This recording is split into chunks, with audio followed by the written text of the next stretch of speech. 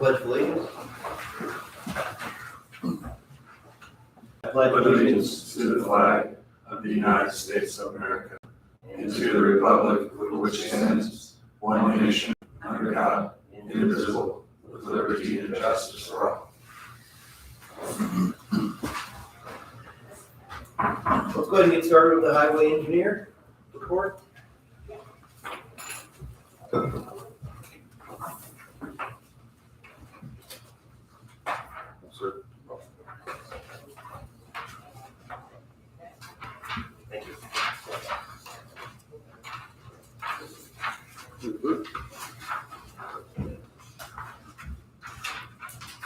All right, short and sweet. So, Safe Streets for All action plan, I just keep it on right away, I don't forget about it. So there's nothing to report on that, just wait. Cusco Road South, I did speak with the contractor last week. They're getting their bonds finalized and they're gonna hopefully get it scheduled by the end of this week, if not next, about when they're gonna start on their project. Bridge 14, I do need some motion, I need some motion on this. The bid was reviewed by myself and our design engineer. And I do recommend the loan bidder of CLR Construction, or CLR Incorporated, sorry, at a price of $742, $796.15. Anybody have questions on that project or that bid? No. Okay, I'll move that we approve awarding the bid to CLR Incorporated at a price of $742,796.15. I'll second. Any other discussion? All in favor of the motion, say aye. Aye. Aye. Anyone opposed? Motion carries. And their notice to proceed. Paving projects, so the last one on the list, which has to do was in Steinbottom, that was completed 2 weeks ago. There are 2 small areas that are getting corrected this week, is what they told me. They had a hump in one, and then one of the driveways was pretty cracky, so we had to fix that. Other than that, the project turned out a lot better, so. So they had the project done and you went and did a drive over it and had a couple issues. Yeah. It works. Anybody have anything else for Brent? The Cusco Road is the culvert, the pipe. Yes, Okay. correct. Okay. Thanks, sir. Okay, we have an additional item we moved, added into the agenda for a brief conversation with DuBois County Community Corrections. Wyatt Madden is here, who's the director. Morning. Morning. Morning. Got some handouts to do. Good. By the way, I was wondering who Mr. Carter was. Yeah, That's my I told him I was probably doing too many things at once. And That's my alias.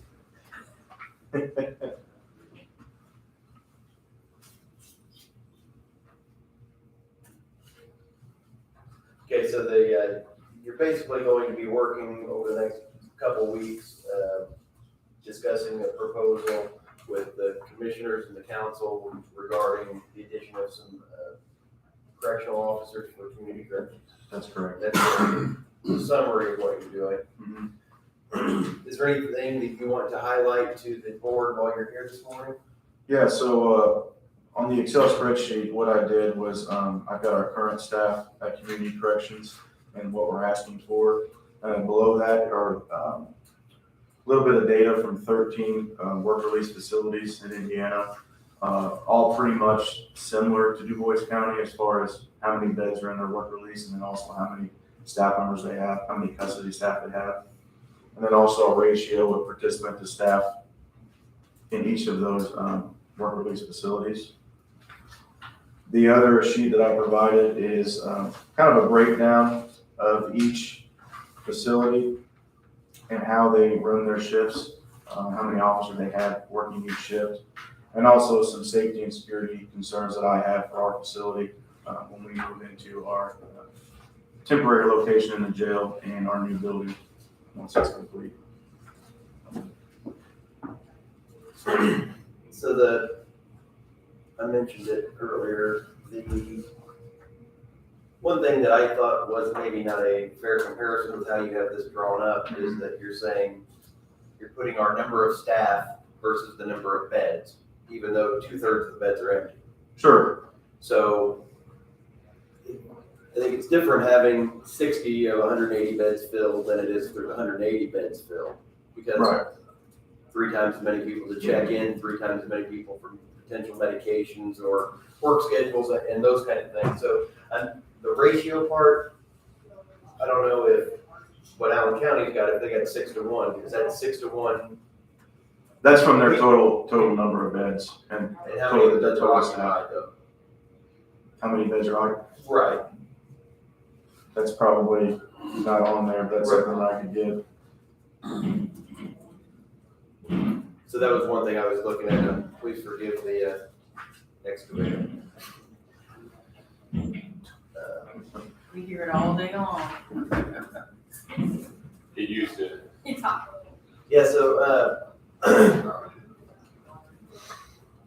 I'm trying to think for my time on the advisory board. One, I know I think we've only added a single guard or officer in the last, 3 or 4 years. Is that right? Maybe one?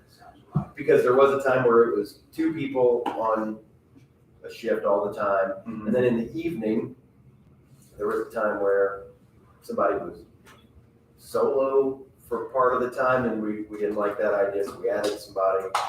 But other than that, I don't know do you know how staffing has been historically, say over the last 10 years, or Chuck, do you remember?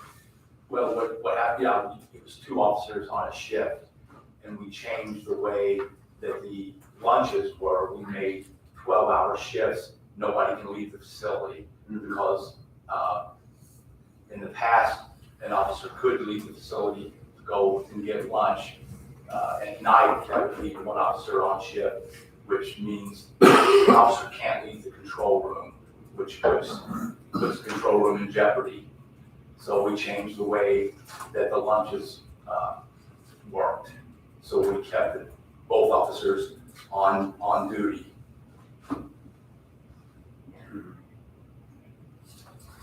Made 12-hour shifts for officers at that point. And I guess the other thought too is, one of the issues that I think you're saying you outlined in here, is that we're gonna have 1 person upstairs, like when you make the move next week or the next couple of weeks. Right. You'll have 1 person upstairs in the control room, 1 person downstairs, directly underneath the control room, right? I mean, that's where you're gonna be checking people in, scanning people in. And so, again, you're not gonna have a lot of coverage. You're gonna have 1 set of eyes that really shouldn't leave, right, because they're watching what's going on, and 1 person downstairs dealing with however many people come in. Right, that solo officer downstairs is gonna be in charge of checking in everybody, checking out everybody. You know, as far as like drug screens, passing medication, that's all going to be on 1 officer. And how is that different than it is now, just for the, Well, I mean, now we're on the same level, so if that first officer checking somebody in, checking somebody out, answering phone calls, passing medication, doing drug screens, you know, they'd be able to find some type of relief because they're both in the control room. But now, I mean, you're gonna have somebody upstairs, somebody downstairs. That person downstairs isn't gonna be able to find relief. and if a second person in the control room needed to come out, they go down 2 steps, then around a corner, Right. now they'd have to go down 25 steps, down the hall, around a corner. It's just, you know. We're essentially trying to run a work release facility in a jail. And it's, So I think one thing that as I thought about it, I think there seems like there's gonna definitely be a need almost immediately, immediately, really, within the next several weeks. My second thought is that need going to still be there when we move back and things are back to how they were? I would say yes. I mean, we are expanding our work release numbers, our bed capacity. With more work release participants, that's more interactions with the participants, that's more med passing, that's more drug screens. So, the responsibilities of the officers increases. They're already kind of at their max capacity when it comes to figuring out how they're going to find coverage. How many beds do you have today in the old facility? 102, How many are occupied? 60 right now. 60. Now, when we go to our temporary location in the jail, I think there's going to be 72 beds. So there's still room for increasing our amount, but And I'm just the reason I asked that, I'm just following up on what Chad said a while ago. You've got 102 beds now, you have 60, and I realize that pre-COVID, you were maxed out. You were maxed out pre-COVID. And at some point, that may happen again. But right now, it's not. So moving back into the finished facility when you have 180, there's really no reason to think that you're going to have 180 beds filled.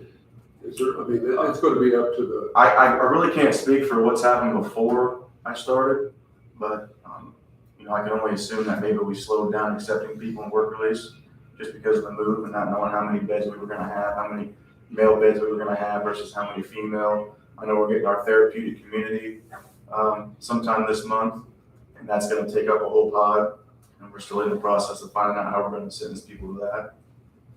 And that's part of the 72. Yeah. So maybe what you're, I don't know the word, I'll tell you what I'm thinking is, I think there's probably, this is just one guy's opinion out of the week, there's probably a need for at least, there's more help needed now just due to the move. And if that help transition when we move back, that makes sense too. What I don't want to do is overdo it based on a number of 170 or 180 when really we're going to be at 60 to 80 participants, at least initially. And I would see that when the population goes up and the population stays consistently high, that's when that justifies more employees. Does that make sense? Yeah. What I mean, you don't have to agree, but I just want to make sure I was clear about what I was saying. And currently you have 3 on duty during the day and 2 at night. Is that what it is? 2 officers assigned, then, our supervisor, Rob, he kind of fills in whenever we need coverage.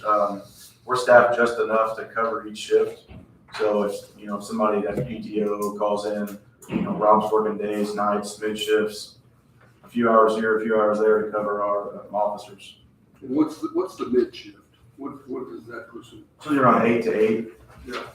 Right now he's in college, so I think Rob scheduled him basically whenever he's available, right? Right, 8 to 8 or 9 to 9. So when he's there, that's an additional Yeah. officer on duty when he's there, but you're saying he's not there all the time, or? Is he working a full-time schedule? Yeah, he's working a full-time schedule. For 2 weeks, he's working his 84 hours, but that's fluctuating too. Okay. He's on one rotation to help one side of our schedule. I fill in on the other rotation, but I get moved around for nights, mids, to cover vacation times. Jake stays on that rotation because they need help now because of all the drug screens we're doing. Medications are crazy in that building. I mean, it takes a lot of time and effort to put these medications out throughout the day. I mean, you've seen what we do in there. I mean, they don't worry about habits. Yeah. I mean, if you guys want to come down and walk through what we do, you're more than welcome to come down. I mean, it gets crazy. What's the time of the day that's the most valuable? If you could say, I wish everybody could see this time of day that what we do. Is it still 5 to 6 in that range? Or I'd say around 4:30 to 8:30. And then in the mornings when everyone leaves to go to work, medications, there's a line. So, I mean, as soon as we start seeing people trying to like drink a lot of the data, we start calling them up and putting them back in. I mean, there's so much medication in that building. And then, like you said, between 4:30 and 8, we have pretrial coming in, we have home detention coming in for all the drug screens. Some days we do 9 or 10 drug screens through home detention and pretrial. And with our work with these people, the other days we have like 40 drug screens. And they always take the busiest time to come in, so it's like, does the court order those, or does your office get to make determinations when someone has? most of them are court ordered. They have to do so many per month and week. Pre-trial, it depends if the judge, if someone finds out, they come over, they turn in a piece of paper, the judge recommends alcohol drug testing. It just depends on the judge too. So, in our work release people, it's mandated through the court, they have so many drug screens per month also, so that helps. No, I appreciate you coming up. I think it was probably a good idea to at least get in front of us. I know you're really going to do your full presentation probably in a couple of weeks, but at least to get us. And to help Wyatt out a little bit, the numbers have dropped because you said COVID, but they also dropped because of this transition that we're doing now. As soon as everything gets back up and build our building, our numbers are gonna go back up. Because when I first started, we were maxed out. COVID. I think we had one bunk left over, or maybe two. But COVID hit, that changed the world, like you guys see. So our numbers are going to go back up drastically as soon as we get in our new building. And the way the pods are set up in our new facility that's coming in, 2 officers can't handle it because of the formation of the building. Because of this transition to the move, we stopped taking transfers or accepting transfers. We will start taking transfers again from other counties. We take a lot of transfers from surrounding counties for work release. And that will pick up again. And just to point out, when I was looking at this, looking at 10 officers, thinking that was 3 during the day and 2 at night, I realized that the supervisor and the mid-shift are part of that 10. And to your point about PTO and other duties that the supervisor has and so forth, you know, it's not fair to say that there's 3 during the day and 2 at night, just by the numbers. Right. Okay. The PTO that you're talking about, the last time we had the numbers, I had like over 100 shifts I have to cover to the end of the year. I mean, that's a lot on myself. Jake helps out sometimes. Like I said, he's got school on Thursdays. He needs to help that other rotation. So I see it myself trying to fill all these shifts or have one of the field officers help me out from time to time. I mean, well, I know that's my role to fill it, it's my job there, but it's getting to a point where I need help. I mean, Yep, I think, I appreciate you bringing it up. I think we'll work with you. Anything else you guys have for Mr. Matt? No? All right, we'll see you in a couple weeks. I'll see you Thursday. And we have been invited, if anybody wants to go out, I'm sure he'll be happy to give you a little tour or a shoot me a call or text and I'll be there when if you guys want to come up with corrections and see what we do. Well, it's been a while, but I've been there several times, and I want to be involved a little bit, or at least see what's going on during the move, or once you get over there and see how that's working out. Get in contact with Wyatt, and Wyatt will get a hold of me, and I'll be there in the building. I'll make time for you guys, and then I'll answer any questions you guys need. Okay. I appreciate it. Thank you. Wyatt, you want on the next agenda? Yeah. What time? Or did you talk to her yet about a time? I didn't know. Okay. If you want to, she can put you on something there. Steve, you want to come on up?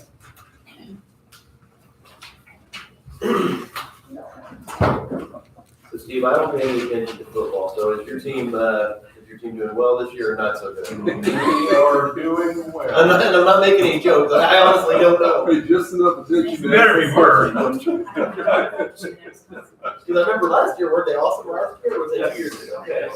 So this year not as good? They've been really good. Well, except for one hiccup, but I think it's kind of nearing the holiday season and the giving spirit. No, I didn't know you were on that. Maybe you had a lucky horseshoe hanging above your door. Yeah, something like that. So what, they're gonna start giving something or getting something? Well, they gave the Colts one. Oh, okay. Now it's our turn. Was that who this like yesterday? Is that what I'm getting? Oh, last week. I went by there on like Monday morning, went by the garage, and I thought, oh, just out there and see what's going on. And neither one of your vehicles were there. I don't know where you guys were Monday morning. You were out on the road somewhere. If I'm not mistaken, our flag was flying in half. Eventually. All right, you can proceed. Okay. So used to it. Item number 1 is kind of an oddity here. We met with the manager of our site tech uniform supplier He explained how their increased costs that they're experiencing are exceeding 25%. And it's leaving them with no choice but to go back and meet with customers who have contracts and request an additional rate increase of 2.5%. The contract reads 5% increase per year, which has already taken place. The additional 2.5% equates to about $50 a month on our side. So, So why should we agree to pay more than Well, we're contractually obligated to? you know, you're right. You know, we don't have to. I think there's some other situations here where you've got a contract. I think we have to, it would be the thing to do to honor that contract. I think he's just asking for a little bit of help from others who would give, and make that happen. I just felt that this is something that ought to be out in front of you all to decide, so. What's the length of the contract? When does it expire? It's a 5-year term, and I believe it's another 1.5 years to go, so. And he can, I mean, we'll put on a 5% for 2023 then, Yes. and in 24, if it's still running in 24. Maybe like another 2.5 right now. Mm-hmm.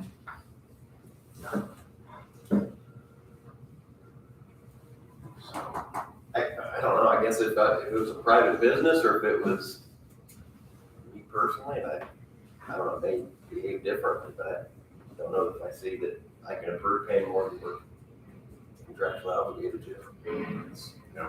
Kind of where I sit, like, I feel for them, because I understand what's going on, but as the contract's for us, that, you know, if they had a contract on their end, maybe it'd protect them better, and that's, you know, protects us. Is there any kind of opt-out that he would have, they would have? If we said no and they said, well, then we're not gonna be able to serve you anymore, what? There's a potential that they could, both them and us have to provide each other written notice 6 months prior to termination. 6 months. Is there anyone else that does the work?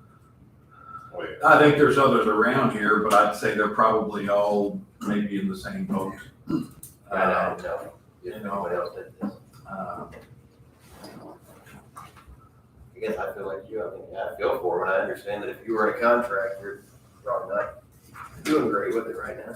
And yeah, and I would agree, but I think we need to be a little careful on the opt-out part of it. And we don't want to be left with no supplier Mm-hmm. or a supplier that's going to charge us even more.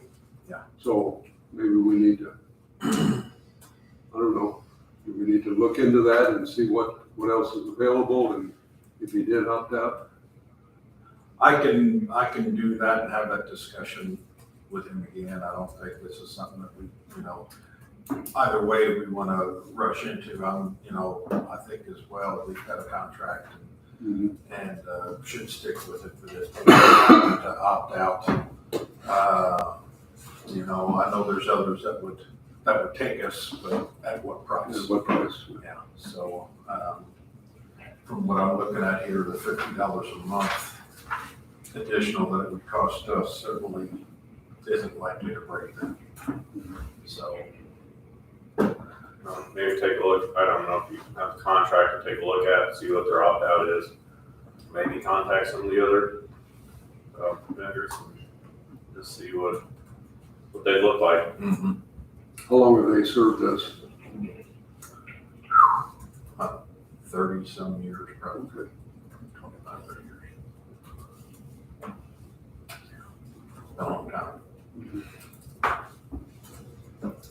So, Greg, would we even be allowed to pay more than we're contractually obligated to pay? Just out of, I don't know how it's from a budget standpoint, but I would stick with, yes, our contract is what it is, that's what we're gonna stand by. We can't increase it arbitrarily without an addendum, which would have to be approved.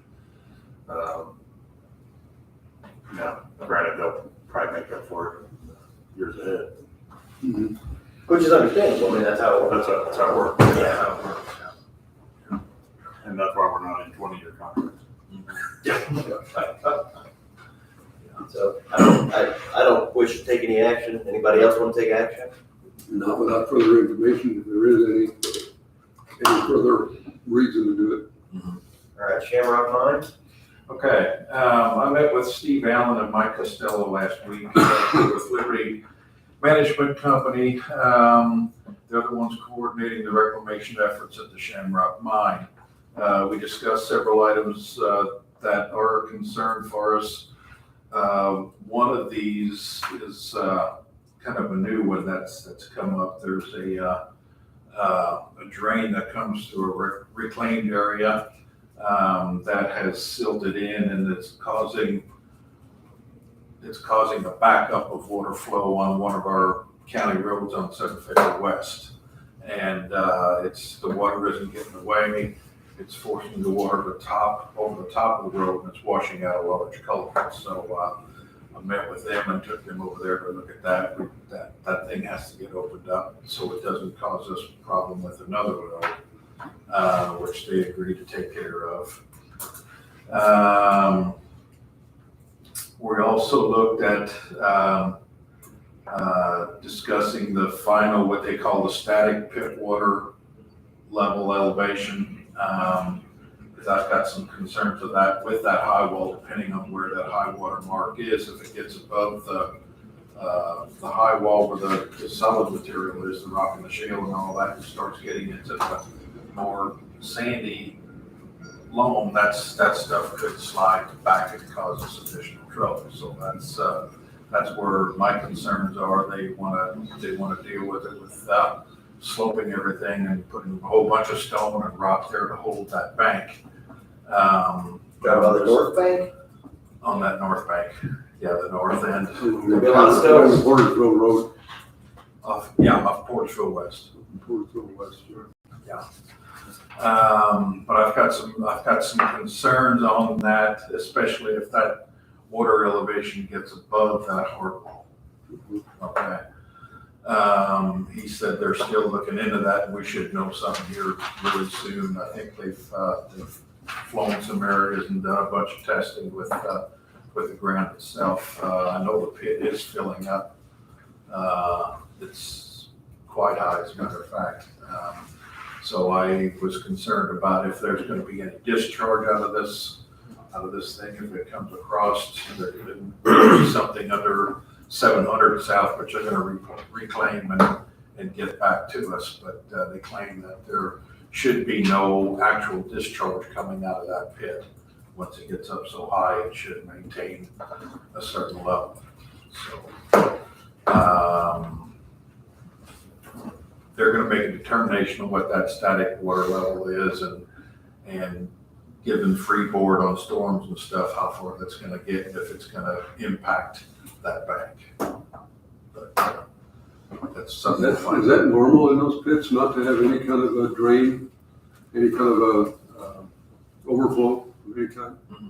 Their claim is once the water gets up so high, there's so much pressure that it seeps through the stone and gets out. So it just kind of maintains. Now you're going to have some freeboard if you've got a storm. You know that your pit's going to get high, but the pressures, the water will go down. That's what they're claiming. So I am still looking for a good determination or a mark someplace through there to let us know where that normal level is going to be in reference to that slope that's going to be provided by him. So, Is there any kind of drainage into that pit, or is it all, I mean, there is slope into the pit? I think there is some. I couldn't tell you the acreage on it right now. I'm not sure, but it has filled up pretty quickly. They claim that it's not going to fill up before spring. They had a time period on it, but I don't think they're going to be able to get there to get the pit work done by the end of this year. He said that would probably be next spring, but he didn't figure we would give us any trouble until then. So but I've got more discussion to have on that. I just want to be sure that if something happens or doesn't get up there, it causes some concern. So, but I think, and they're also going to work on County Road 700 West. There's quite a few areas along that road that the drainage needs to be taken care of right now. I think there's about 4 places where the drainage comes down and then actually just cuts across the county road. So drainage is going to have to be provided to get the water down to existing structures or have them put additional ones in. So I think they're planning on being in town and start reclamation of the wash plant by the end of October.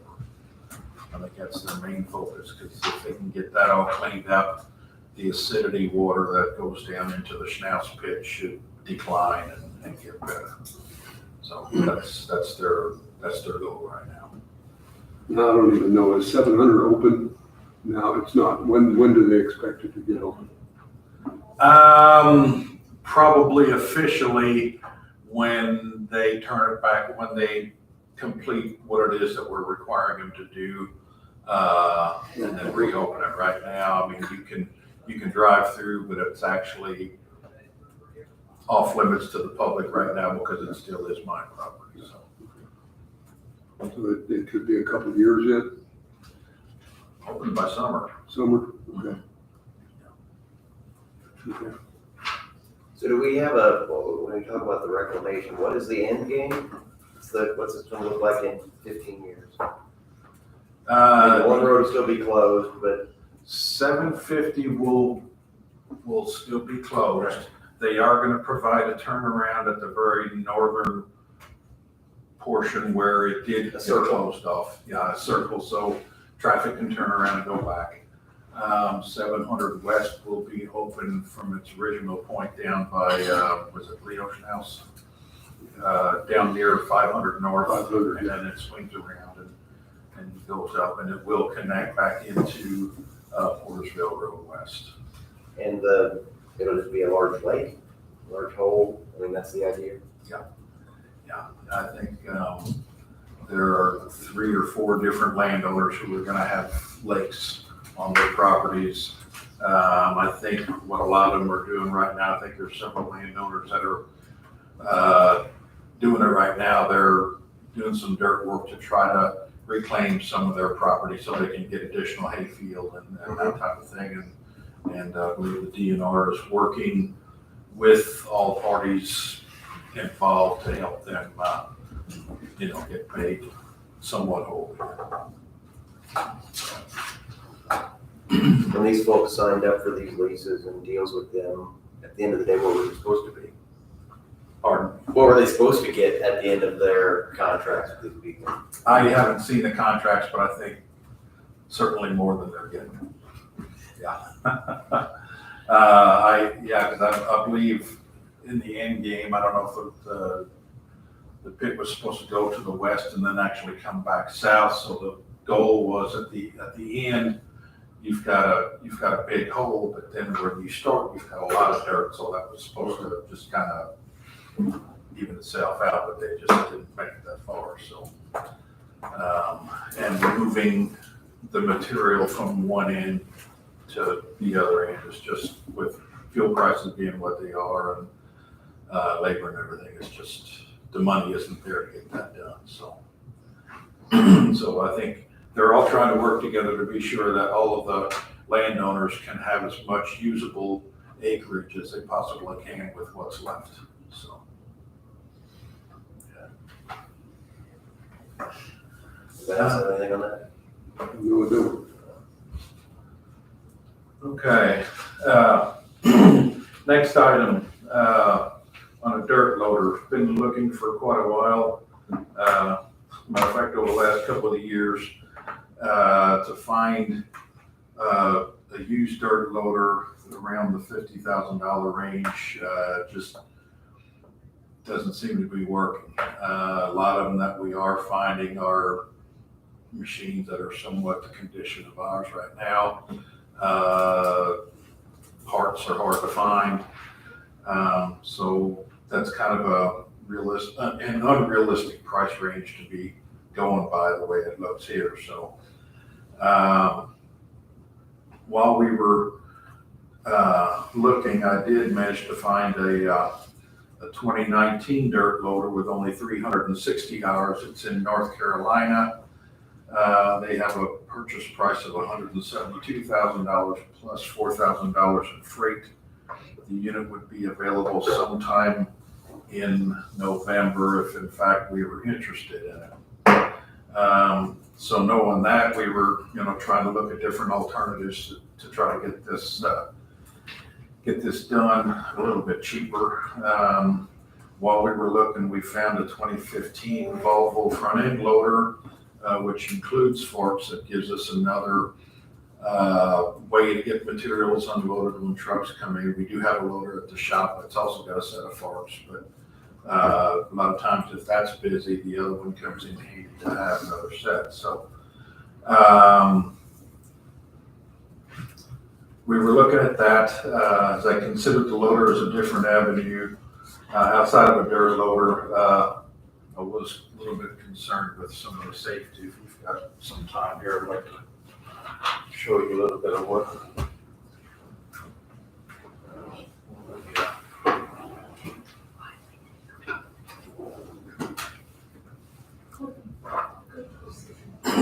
This is kind of a view down, away here a little bit. The load grader goes through and it plows the shoulder into the center of the road, or not the center, but into the roadway here, where the dirt loader comes behind. And it picks it up and puts it in the truck, and then we have a broom behind him that brooms everything back off. And everything, as you can see here, is just it's a straight line train. We're just involving one lane of traffic. Okay. So while we do this, we've got a flagger on each side that helps. It's called a bubble above the work zone. So it's one lane traffic at Los Angeles. To me, that's a nice, safe operation of doing it. We did look at possibly if we could get a front end loader and just scoop it and load the trucks with it, then we would be eliminating the need for a really expensive piece of equipment. However, by doing that, you're almost gonna tie up 2 lanes of traffic by doing it to get to load the truck. I talked about possibly loading into the back of the truck, but then your bed's in the air, you might catch power lines, phone lines. There's just a lot of things that I have some concern with over that. But in looking at this loader, I think in 2025, we have a spot where we were planning on getting rid of our John Deere loader. We found a loader at Evansville. It's a Volvo with a trade-in. They want $37,800. Okay. I've got $50,000 in my budget for the purchase of a dirt loader. If we demoed it and found that front end loader to be a good value, a good purchase, we could possibly purchase it and then eliminate that machine in 2025, the need to replace it, and then try to come up with funds next year to find a newer dirt loader in the $100,000 and some odd range. What I would do then, I think my truck comes due next year's replacement. I could push it back so we can have more money for it and try to get that to work out, or just say no to this front end loader and then maybe take that $50,000 plus my pickup and help have additional money to get that purchase done. So My first thought is to get the right equipment for the job, not get something that'll halfway it. But again, I don't like when you have right.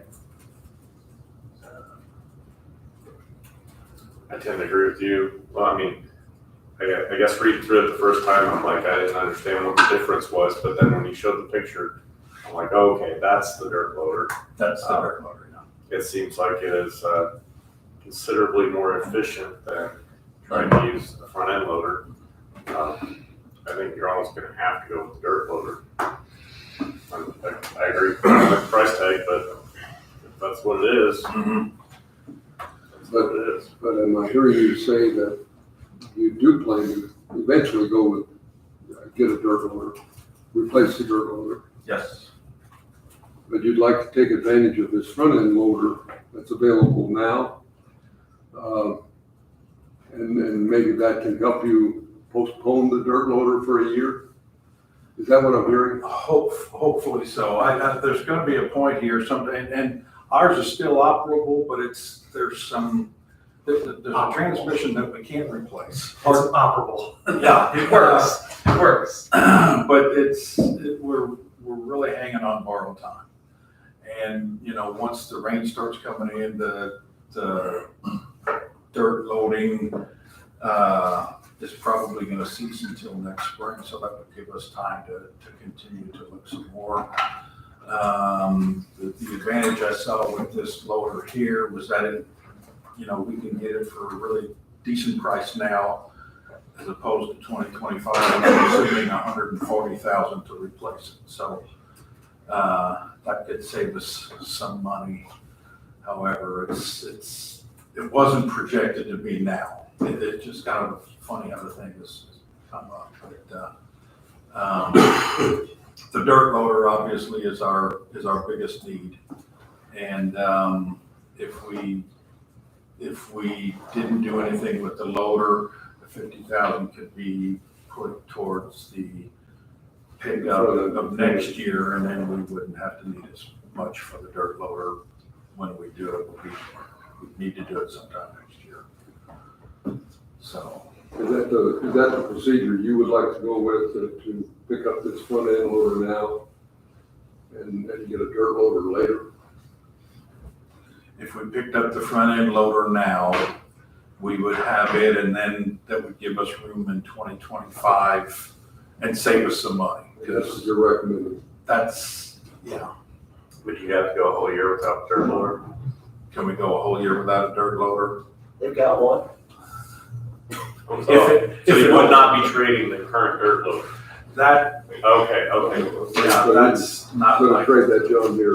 John Deere loader. Yeah, the John Deere, the front end loader, we That would you be were going to trade in 2020. Okay, sorry, I'm 2025. Yeah, I'm sorry. I'm following you correctly here. Yeah, this probably made more sense. But, in 2025, I think I had here a tractor with front end loader to replace him. It's not a huge loader, but it does serve as a good backup or another machine when the other one is tied up, which it is quite often, so.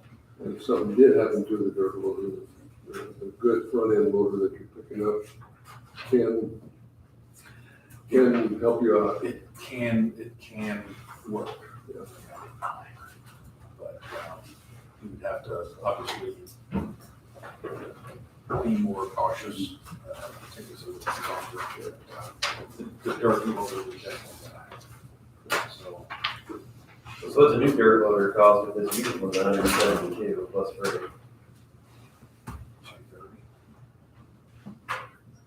That's one thing I was hoping to try to avoid. I kind of made reference to it as being a combine. You're gonna use it, you're gonna pay that kind of money and use it a couple months out of the year and then you're done. So that's one thing I wanted to try to avoid. And I thought we could probably do this within a $50,000 number, but that's not So like 1978, if you're trading, you're gonna get 40, 45, 46 years out of this new one, right? Out of the new So front end loader. are you gonna need additional No, the funding new that dirt year, loader, or you're just gonna get The this? dirt Front end loader, I'll loader's the need same way. additional funds as well. what's the age of the dirt loader? I think it was all- Age of the dirt loader, I think, is at 1980 something. Okay.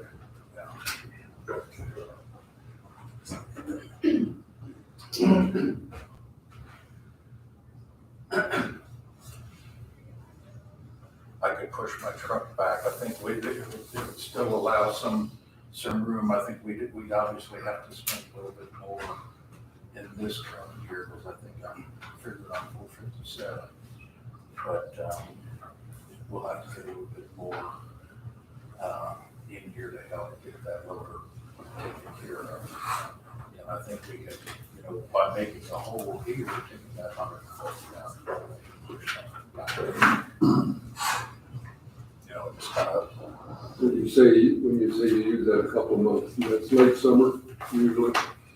usually in the spring and the fall, if everything works out for us. Now, last year, I think we had quite a few culvert replacements, so we didn't do a whole lot of dirt hauling last spring, although I think we did go and we plowed some rows that we were gonna treat with asphalt overlays or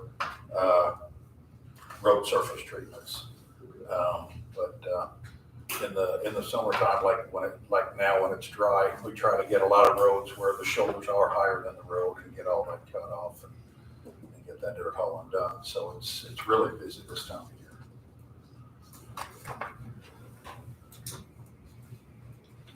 Well, I'm okay with your recommendation as far as picking up the front end loader now, giving you time to adjust your budget and look additionally for a front end loader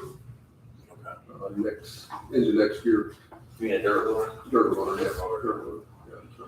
Front end loader now, dirt loader later. We're gonna demo it. I gotta let him know today, but we planned on demoing it sometime this week. If it turns out that it's not what we thought, then that We is. didn't know, let us know. So I'm okay to move forward with that direction as well. So let's just try that.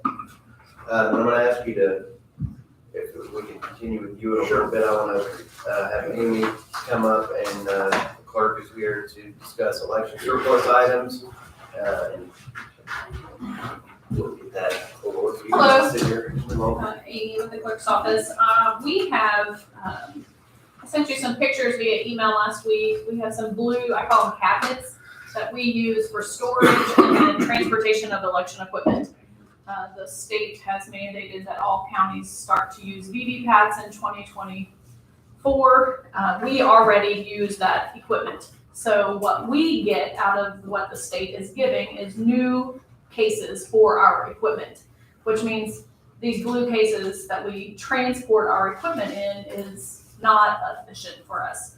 So when we get the new cases for our equipment come December or January is the time frame they're projecting, and we change all of that equipment out of the current cases and the blue cabinets that they're stored in, we won't have a space to put our new stuff.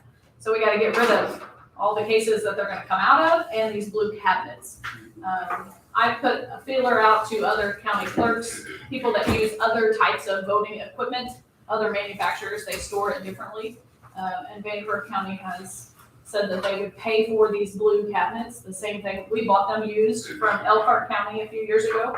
We paid $100 a cabinet for them, and we have 12 of them. They will pay us $100 per cabinet, they'll come and pick them up. As an option to get rid of them, because I was really at a loss of what do we do with them? How do we get rid of them if nobody wants them? As another option, I sent an email out countywide just to see if there's anybody that's interested that would take them or use them or pay for them, since I have somebody that will pay for them. I had several people interested if they were being given away. I had the health department did inquire about 2 of them. So I'm asking, when I don't need them anymore after this November election, would you let me sell them to this other county for election needs, is what I would like to do with them. Do you have thoughts or Would questions? you be okay to give 2 of them to the health department and sell the other 10? I would like to sell all 12 of them to Vanderburgh County, Why is that? because they're meant for election purposes, and they're used for election purposes. Yeah, I don't have a problem with that. They're meant for election purposes, but are they designed for that, or? I mean, they were made by an election company. I mean, not the one that we use. I mean, they I could, guess to Chad's point, if the health department needs some cabinets, a couple of cabinets, and we get $100 for them from Vandenberg, and then the health department goes back out and pays $200 for a I could cabinet. inquire from them to see, what if it's really gonna fit their need or what their purpose is, and if they're gonna, if they don't get these, if it would cost us as a county more in the long run, I think that's worthy of a But conversation. Vandenberg would buy 10 or 8 or whatever we had. Well, I just told her I had 12 and my initial email was not, we might keep a few. She said she'd take them all, so. Otherwise, I have no other options to get rid of them, so. Yeah, and that might be a good, Yeah. to reach out to Sean and say, you know, what, I can do this, I can sell them at Vandenberg. What are your needs Yeah. and are they worth $100 to you? We're not gonna charge him $100 for it. Right, because, right. you know, from one county office to the other, but are they worth $100 to you or should we sell them? Okay. I'll see if he has a desire, if it's not of something of value to him and he's not gonna ask to get new cabinets for anything else, then Yeah. I could proceed with Vandenberg County. Do you know when they'll be in the new ones? The new cabinets or? They tell me it's projected to be December, January. They're in production right now. I'll move that we declare the election items, the cabinets surplus, once the new cabinets come in. And Sorry. Is that the timing you want it? Maybe I just misheard. Your new ones are coming when? December or January, right, so these will be, this coming. these will be surplus once those arrive, to be disposed of as we've discussed. That's my motion. I'll second. Any other discussion? All in favor, say aye. Aye. Anyone opposed? Motion carried. Thank you. Legal help kiosk, what are we doing with that? Do you have Are any you thoughts? just gonna set a price, or you gonna come back, what are you gonna do on that? Well, For the For the blue cases. cabinets. it was $100 is what was offered. What Vandenberg offers was $100. Yes. So you would sell them, as many of them as we can for $100 if the county needs aren't greater than that value. Well, and I would assume that Vandenberg says I want all 12 or 9, we'll just go ahead and sell them all 12. Probably. I'll reach out to the health department and do the due diligence there. So in the legal help kiosk, what are your thoughts on I didn't that? realize I was on the agenda for that purpose today, but it's kind of a back burner issue for me. I mentioned it I had somebody from the state reached out and asked if they could put a kiosk. I don't really have a great location for it. I mean, I have the back room in the clerk's office. I think that is a wonderful idea, but I need to understand a little more long-term what our commitment is before we would. I have a survey that I need to get Matrix to fill out, and I just kind of put it on the back burner until after the election. Works for me. And then I'll revisit it, and then I'll bring it back once I feel like I have good footing. I was gonna say, I scanned it, but I didn't know if this was something that, it didn't appear that you were in any hurry with it. But if you were, I wanted. I'm very excited about it, 'cause just from the requests that we get in-house, people will want forms to fill out, and we don't have all the forms that everybody could file at the court. So we send a lot of people to indianalegalhealth.org. You can go find your own forms. We send them to the library so they can print stuff.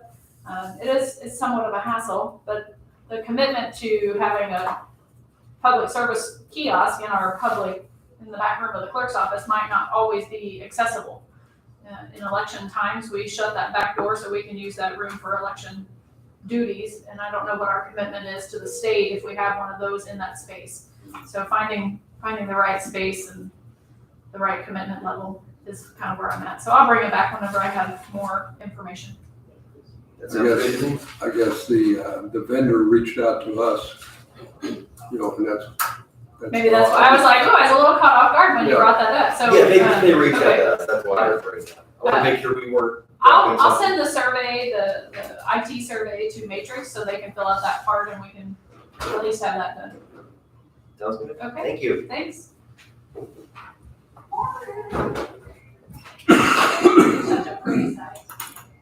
Safe haven? Yeah, right. You are. Sally, that's you, I suppose? Yes. Sally Stroud, okay. Yes. I will get you started. If you need more time, we're gonna have to stop you at 10 o'clock to do a bid opening. So that's only like 7 minutes, but, Okay, well, hopefully I can. so if I cut you off, you'll have more time if you need it. Thank you. Okay. First, just thanks for the opportunity to come and speak. My name's Sally Stroud, and I'm here to represent Safe Haven Recovery Engagement Center. We're located in West Baden, currently in Orange County. And our mission mainly is to save lives by helping people achieve and maintain recovery. We're a board of 8 members, 4 of whom are in long-term recovery, and the rest of us, or well, all of us, you know, it's a volunteer position. My real job, I guess you'd say, is a nurse practitioner, but my main job with Safe Haven is outreach, community education, and involvement. So those that are struggling with the addiction, they have to change everything about their lives. I mean, the people that they, a lot of times their job, if they have one, people that they run with, or they get out of prison and they don't even know where to start. They don't have a driver's license, birth certificate, nothing. So we just are a resource hub. It started as a grassroots effort 4 years ago and has really just grown, and the state has recognized us and asked us to be a regional hub. So now, where we originally just started in Orange County, we now have 8 counties, and then starting this month, we're going to pick up Knox and Lawrence, so we'll serve 10 counties. So we just, we offer recovery meetings at our center. We keep lists of all the recovery meetings for all of the counties that we serve, so that if anyone has questions about, you know, we can give them that information. We currently have 3 full-time certified peer recovery coaches, and we're going to be hiring more because of expanding our outreach. And so we pay them through 2 grants that we have gotten through the state. We offer life skills classes, just helping with life skills, because a lot of them get out in a prison or jail or just out of come into recovery, and they just don't have, they don't know how to make a resume or anything. So we offer those things, just come alongside them. Social services, we keep some food and clothes at our center, but also just knowing what's available in all the communities, so that wherever they are, we can say, okay, this is where you can go for this, and this is where you can go for this, just to make it easier and not so overwhelming. We help with treatment facilities if anyone calls in to our center, or we, from any of the emergency departments in the communities we serve. Our peer recovery coaches, they're just great navigators. They know what's available everywhere and who takes what insurance and all of that kind of stuff, and they help place people. We're a safe, sober spot. Our facility is to just come in and watch TV, get a cup of coffee, read a book, whatever. Along with, that's where our recovery coaches are, and then we have meetings there. We're all about raising awareness and reducing the stigma associated with substance use disorder, because it doesn't discriminate. We offer social events for those in recovery and their families. We ensure that the counties that we serve are heard at the state level. And we do a lot of networking, collaborating with the state at the state level, and then also just all the communities we serve, just to see what we can do. We're just so much better if we can come together as a team than be separate little siloed places. We're soon to start a family support group to help the families of those that are still suffering or that are in recovery. Harm reduction, we have a naloxone box at our facility, and we've given out hundreds of doses since April of 21, since we put it out, and so we know that there's been lives saved through that. That's also through a grant. Everything we get is for grants. And then community education, I go into the law enforcement and educate on Narcan training, and then I have a presentation called The Brain and Disease of Addiction, just the science behind it, and just to explain that. And then also currently I'm scheduled at the Orange County schools on teacher development days to educate the teachers as well and the staff, and hope to get into other counties as well. And then we also have transportation that just started this week, but that's through a grant also, and it's only for Orange and Crawford counties at this time. We're hoping that we can get a grant to expand that, and that's, we have a person that's, we have a vehicle that they purchased for us through the grant, and then we have a driver that can take anybody that's in the criminal justice system to appointments. I mean, just anything that they need, because that is a huge, block for people. They don't have transportation. We're pretty rural where we are. So that's what we do. And then basically why I'm here is because you guys may or may not know about the opioid remediation settlement that's coming. And the 4 major pharmaceutical companies happen to pay $26 billion. $507 million will come to Indiana. And what each county and what each town gets depends upon the population, the number of overdose deaths, those in the community affected by substance use disorder, and the number of opioids that have been prescribed in that community. So it just varies greatly. It looks like Du Bois County is going to get around $100,000. This is gonna be distributed over 18 years, but the first 5 or 6 years is when most of the money will come. I met with Doug Huntsinger, he works out of the governor's office, and I put his title on here just to have him explain all of this to me, and he said, well, Sally, there's so much that is still up in the air about it. But he did explain like what the money could be spent on, because he said he's had a lot of questions. He had some counties say, can we build a morgue with this? And he's like, no, this is for treatment and prevention. So to save time, because I know you're on a time schedule, I put all of the things that it could be used for, treatment and prevention wise. And most of these things we're already doing at Safe Haven. Sally, I'll stop you. Okay. And then I'll have you come back up. Okay. I'm sorry about cutting That's you okay. off. It being 10 o'clock, we have to do a bid opening for treasurer auditor. We're doing a great job getting through it really quick, though. That was nice. How are you? How you doing? Good.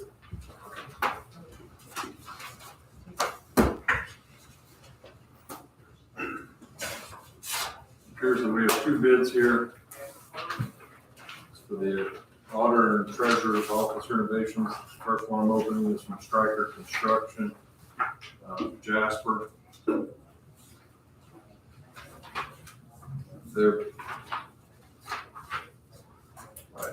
Their base quote is $230,000, 230,000.00. They have an alternate quote A1 in the amount of $10,500. And an alternate quote A2 of $5,800.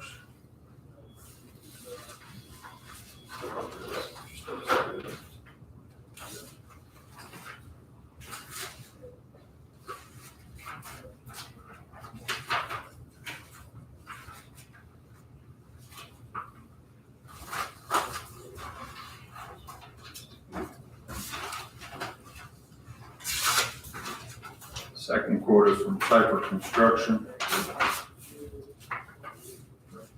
Vernon, their quote, base quote number 1 is $161,400. They have an alternate quote, A1 of $12,000. Alternate quote, A2, $6,600.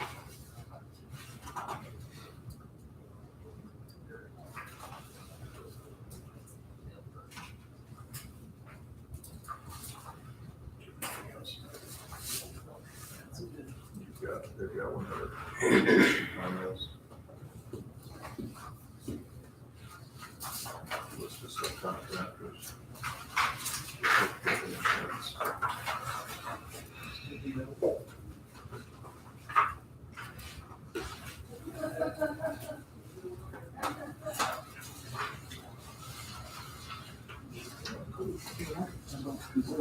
Okay, you want to take them under advisement and report back, or double check everything? Yeah. You can do it by story. Okay. You're saying just kind of go somewhere and check them out, or do it right now? You can go downstairs, check it out, maybe down below, if you want.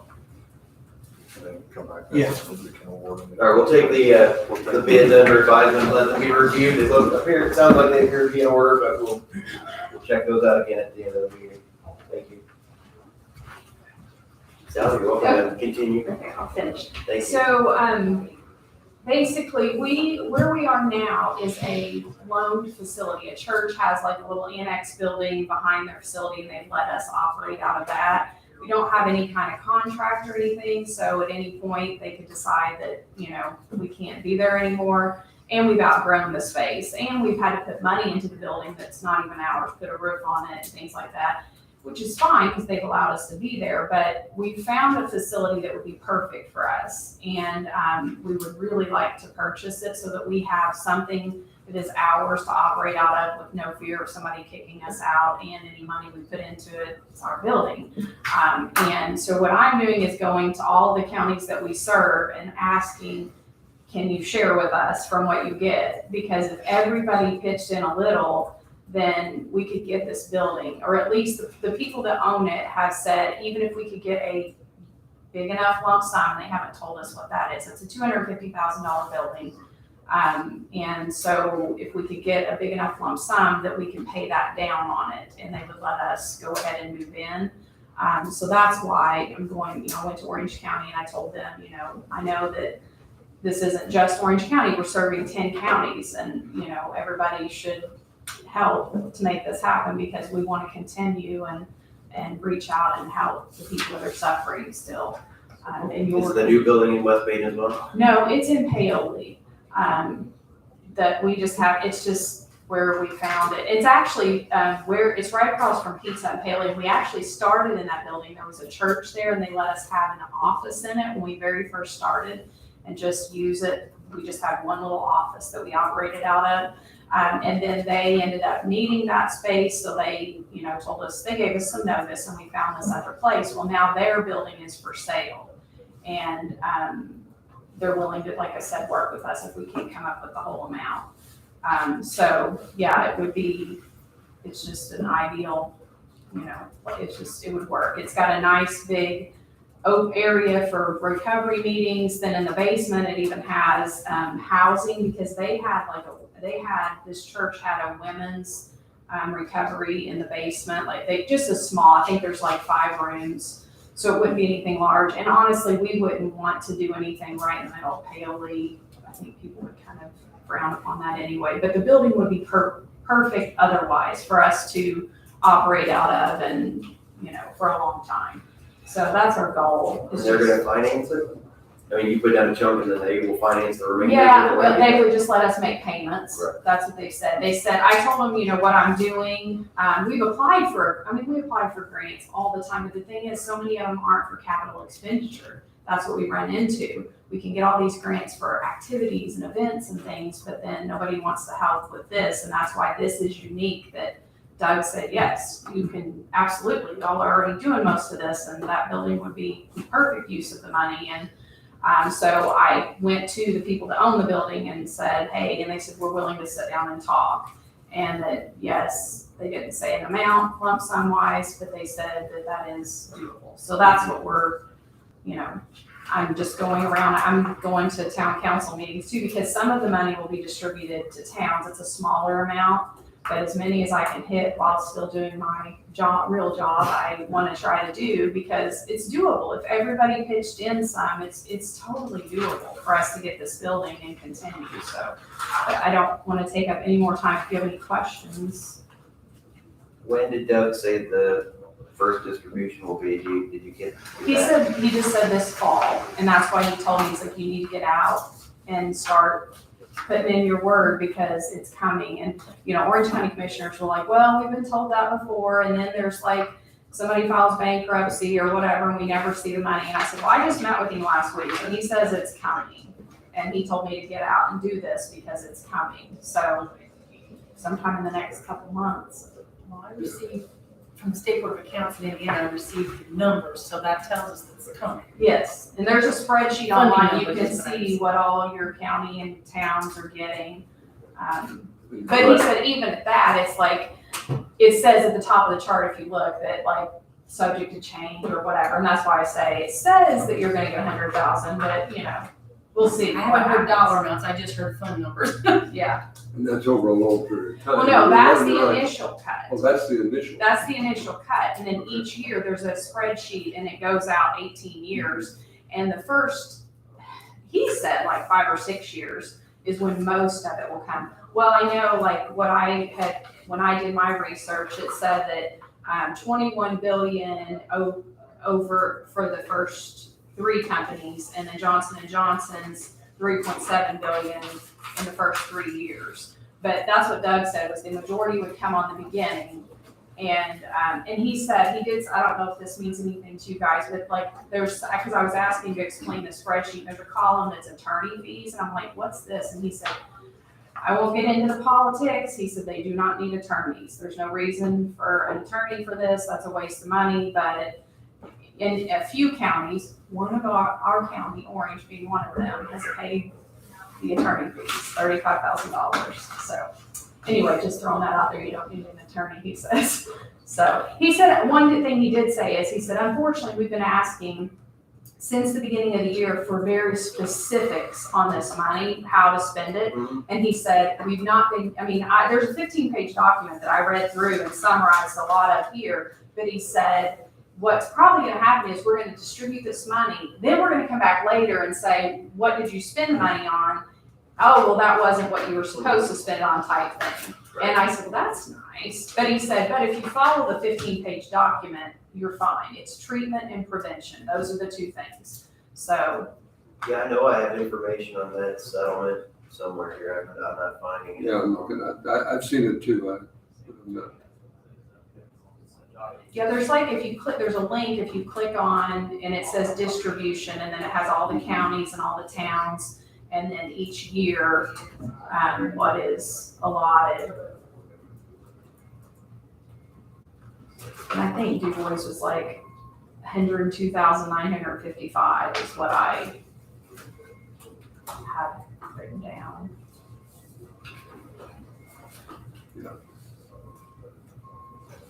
And I'm not asking you to give me an answer today. I just want to plant the seed and you guys think about it and discuss it and consider it. I guess my question is, can you tell us how much service you provide for Du Bois County? How many people are in your programs from Du Bois County? How are those people referred to you? Did they come to you? Do you seek them out?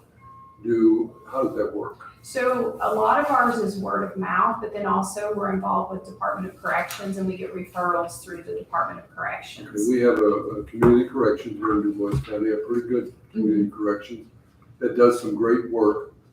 I know there's always concern about when they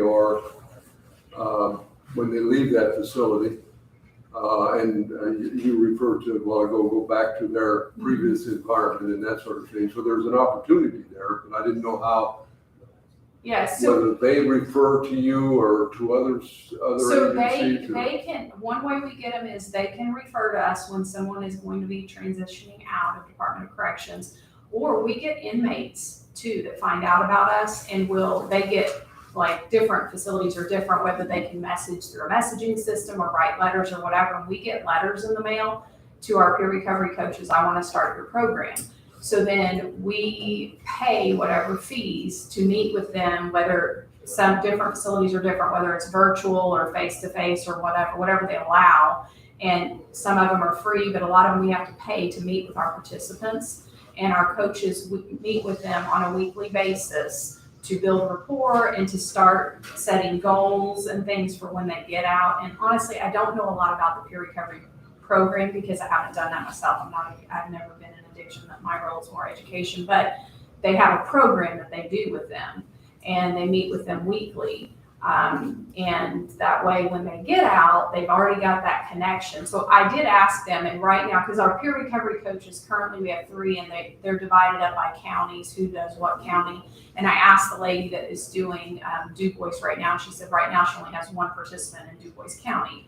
But she said that it's the same process as anywhere, Department of Corrections referrals, or they'll get letters in the mail. And then they also go out in their downtime and meet with like probation and just to let them know we're here. And so Du Bois hasn't been on our list as long as some of the others, but they're definitely, it's in the, we're in the process, in the works of being more involved and want to be. And when we get more peer, right now they're so overwhelmed, the girls are, because they're getting just referrals constantly and they're staying pretty busy and not being able to do as much outreach stuff as they have been in the beginning when things were slower. But yeah, that's how we get referrals is. And your recovery coaches, when they have a meeting, whether it's an individual client or a group setting or something like that, do they come to the clients, or do the clients come to your facility and what you're proposing is, Whatever is needed, that's what we do. Like most people don't have the resources to come to us. Generally speaking, if they're in that position, they don't have a car or a license or whatever. So the girls spend a lot of time on the road going to the people what they try to do is, if they're going to do a jail, like let's say they're going to Martin County, they try to schedule all those participants on the same day to go and they'll just be there for hours meeting with their participants there, or if they were gonna come here, that's how they try to schedule it. But yes, mostly they're on the road because people don't have means to come to us. We are, I mean, the facility is open and available, and they try to keep one person there, but most of the time is spent on the road going to our counties. Didn't think I had any other questions. Okay, I'll give you my contact information. We don't have yours. yeah, I thought that when I sat down right there, I thought, I don't have a pen. So maybe just send an email. Okay, sure, I'll I pass it along to everybody. Okay, okay, Thank thank you so you. much for Thank your you. time, I appreciate it.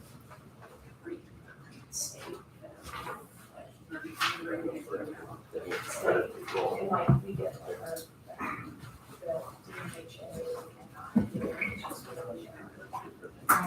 Since I'm in now, I haven't got back yet.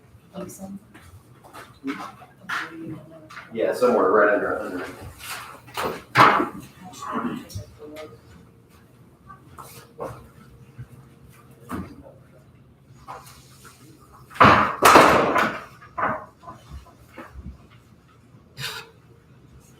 You can finish with Steve, who was about finished.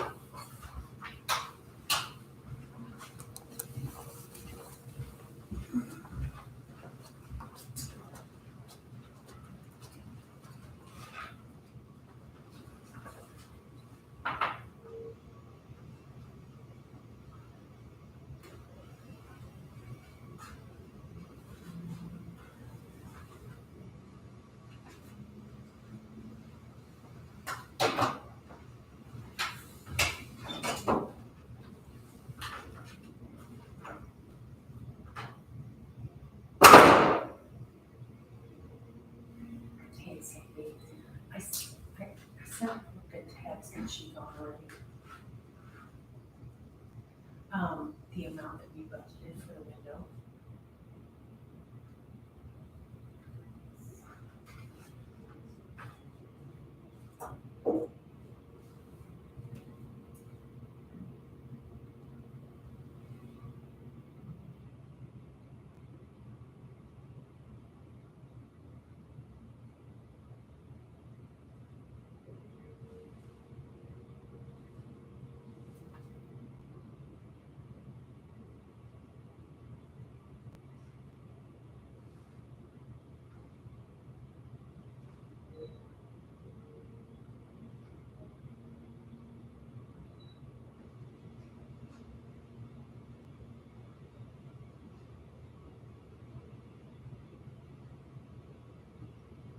Thanks.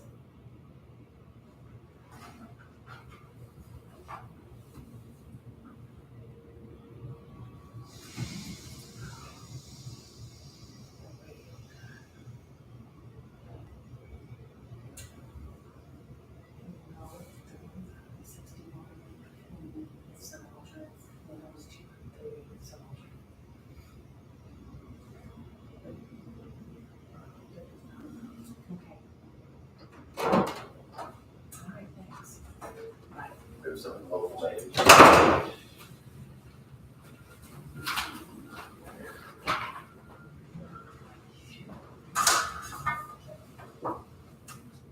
We're gonna have to take Marvin's field for the rest of it.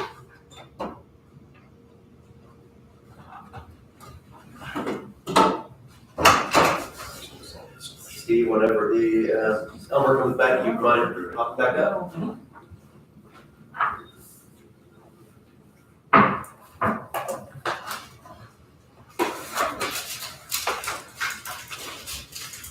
I did look at their, other website, we had $102,019.36.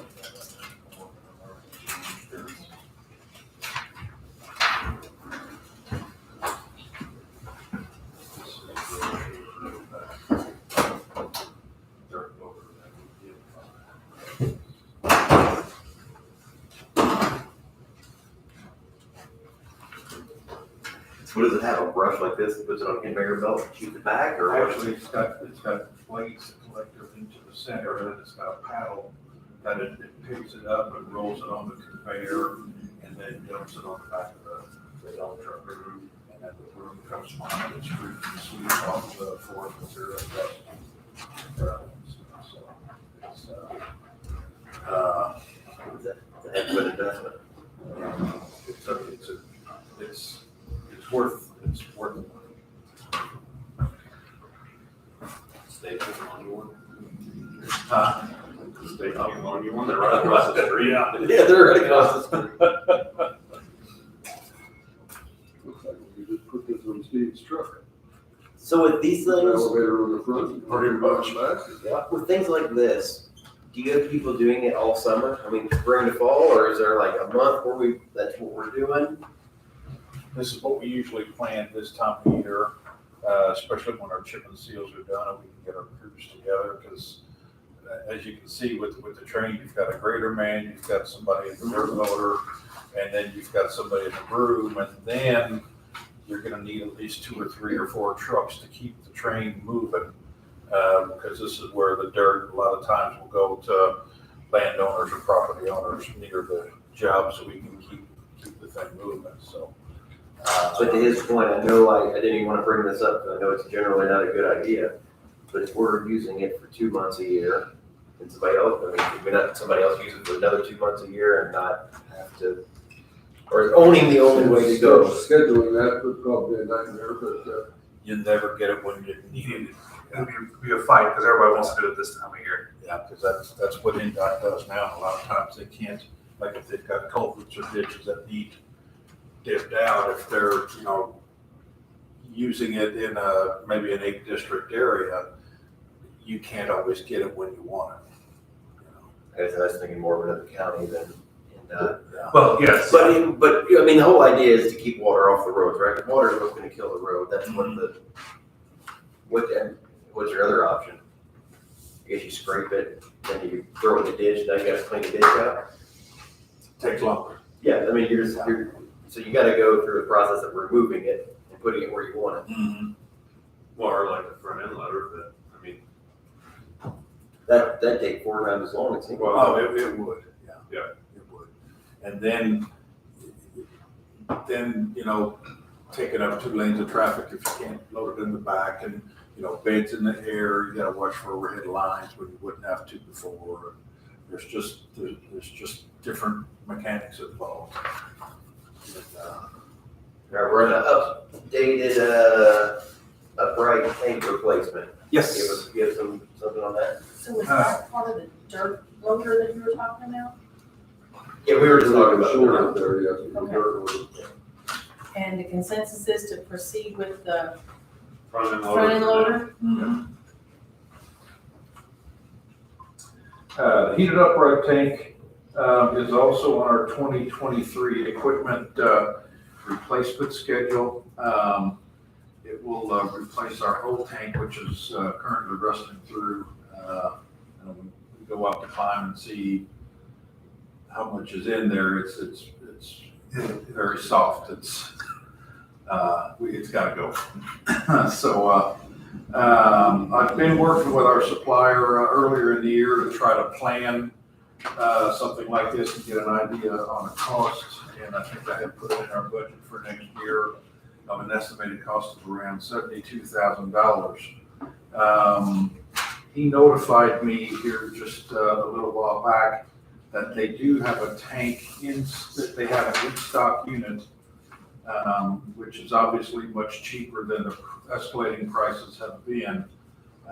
He's had them on his lot for, not very long, but I think it's already gone up $2,000 since he's had this thing. So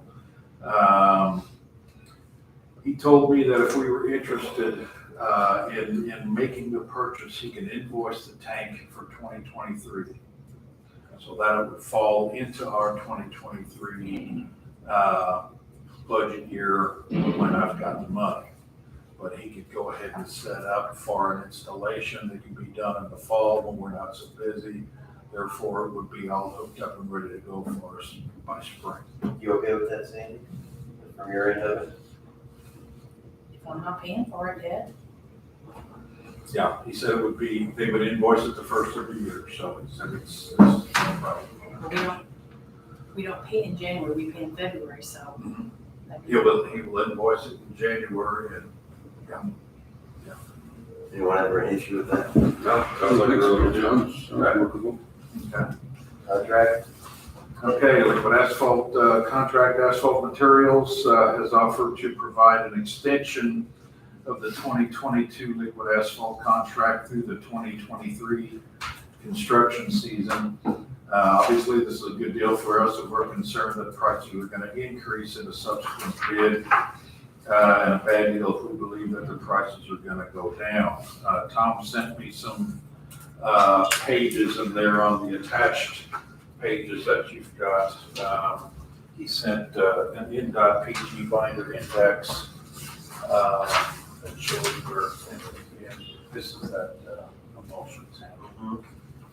Back here, this is what NDOT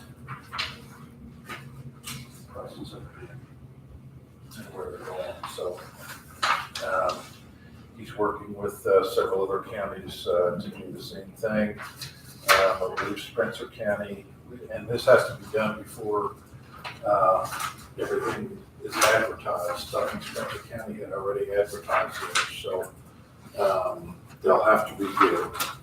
But if a company offers to just extend an existing contract, which I think he asked us to do last year, but we had already advertised, it gives us the ability to lock in something that's much better.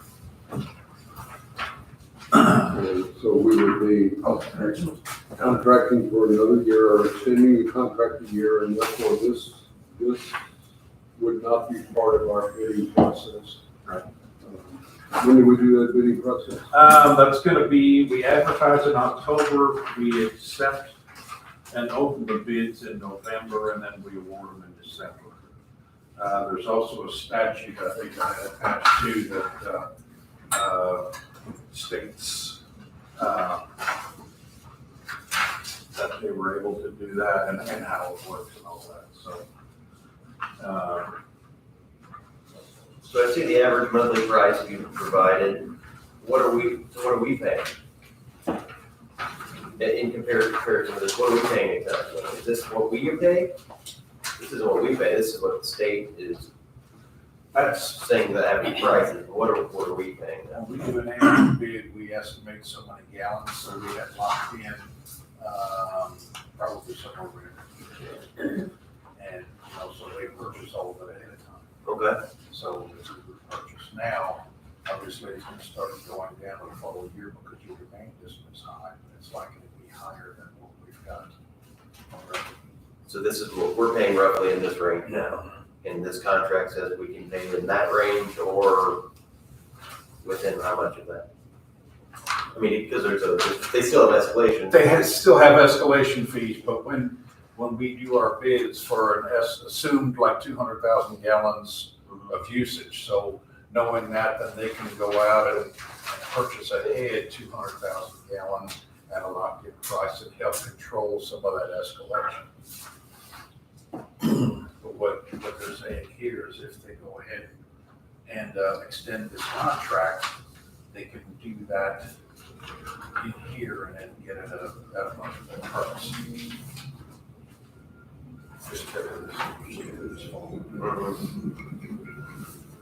Our other option is to bid it and we get what we get. We can take the lowest bid on that day.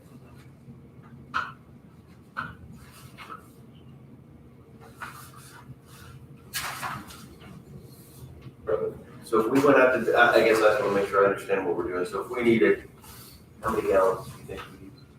Oh. Let's just say we needed 100 gallons, just for argument's sake, 100 gallons. So 100 gallons today from them costs us in the $486 range? Is that what we're paying, or are we? That's per liquid ton. Okay, so for each liquid ton, We're paying basically $2.80 a gallon. This is what they're buying on a liquid ton, and that breaks down into gallons. okay. So we're paying $2.60 a gallon today. And if we lock in this, continue this contract, Extend the contract. do we pay $2.60 for the rest of the year? Or they're rebidding at today's price? They're still buying it. Well, we paid $260 for all 23. Yeah. no matter what happens in the market. They have an escalation de-escalation clause in there to go up to a certain percentage, correct, Steve? Yes. And then, so they have the ability to go up a certain percentage of that 260, but that's all they can do. So if we went to bid, why wouldn't they give us the same price? Because they're taking a chance, they know the market better than us, and they're probably gonna raise the rates. They aren't going down, let's put it that way.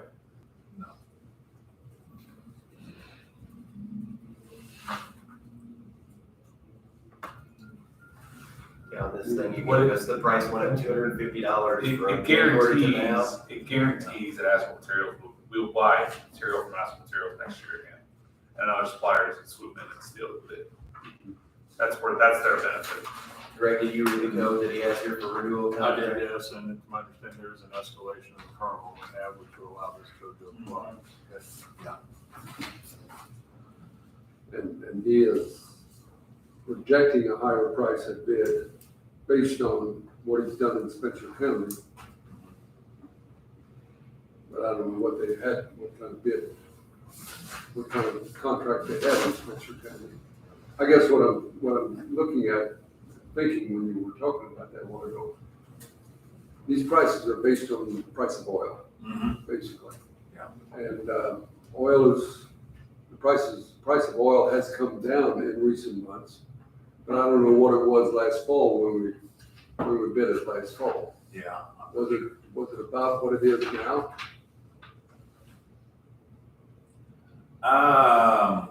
I don't think so, according to the, It's 45% cheaper a year ago. when they bid it, I think it was bid 474. Okay. Okay. So it's assuming, it's starting to go down now because the demand isn't as high. But by the time you get here, it's probably not gonna be. It's not gonna be 474. Yeah. Okay. Right, what are you saying, if the price goes down to the de-escalation clause too, so if they pay substantially less, we pay a little less. Do you think this is the best route forward to continue this contract with these folks? I don't think it's gonna hurt us any, no. I think it could help. And then they will provide us something similar to this to do Yes. that in the next meeting maybe? And they've been a good supplier. I mean, Yes, they have. we've used them for a long time. I'm fine to proceed. If you want to bring a contract next time, we can vote on it then. Is anybody going to be opposed to it? No. As far as what they know now? While we're on that topic of annual material bids, we're preparing to advertise for material bids for October 12th and the 19th. I'd like to set a time of 10 a.m. on November 21st to accept and open material bids. If we've got that time available, Sandy. Sure is.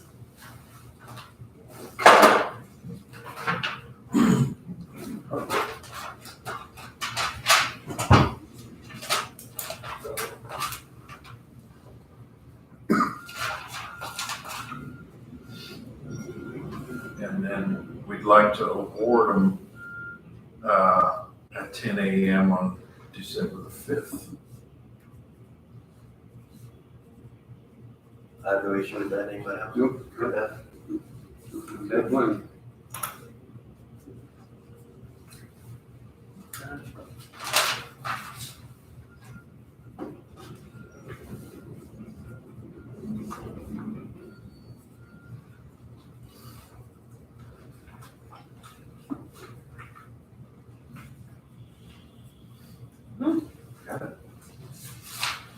And then our final item, a lot of the items that we're needing for day-to-day operation are usually purchased at different places. However, we've found that there's quite a few things that Harbor Freight that have that kind of fit our needs on things that we have to buy during the day.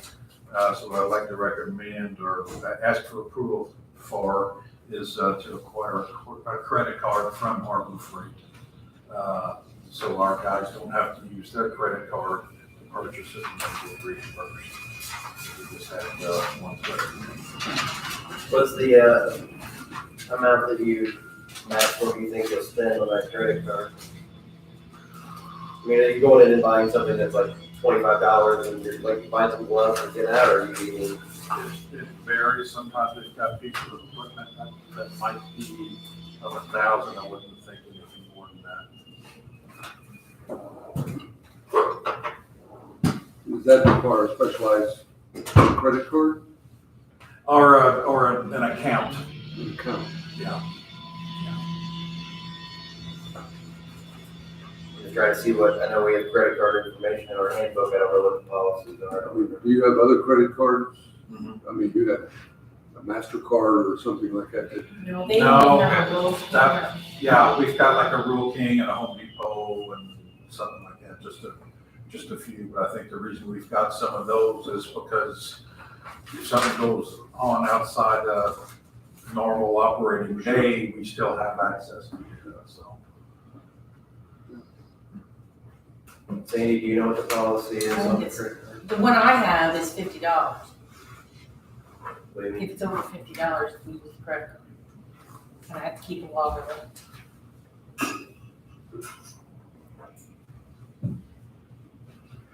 Sometimes jail maintenance will come and get the county credit card so they can go to Harbor Freight and buy tools. That's not very often. That's not, they don't come very often.